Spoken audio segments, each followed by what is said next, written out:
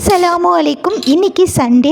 எங்கள் வீட்டில் பெரும்பாலும் இட்லி தோசை தான் இருக்கும். இன்றைக்கும் தோசை தான். அது எப்படி ஸ்பெஷலாக பண்ணுறது யோசிக்கும் போது எப்படியும் ஸ்நாக்ஸுக்கு சக்கரவள்ளி கிழங்கு வேக வைக்க போகிறோம். அதுலேருந்து கொஞ்சம் எடுத்து சக்கரவள்ளி கிழங்கு மசால் தோசை மாதிரி பண்ணிக்கலான்ட்டு ரெடி பண்ணிகிட்ருக்கேங்க. இது மாதிரி பண்ணால் ஸ்பெஷலாகவும் இருக்கும், சட்னி சாம்பாருக்கும் வேலை இருக்காது.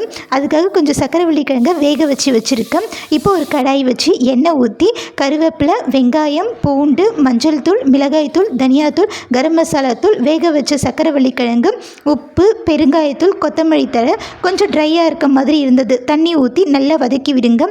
இப்போ தோசை ஊற்றி அதில் நல்லா ஸ்ப்ரெட் பண்ணி விடுங்க. சூப்பரான மசால் தோசை ரெடிங்க. எனக்கு உருளைக்கிழங்கு ரொம்ப பிடிக்கும். உருளைக்கிழங்கு கோச்சிக்கிட்டாலும் பரவாயில்ல, இதுதாங்க செம்மையாக இருந்தது.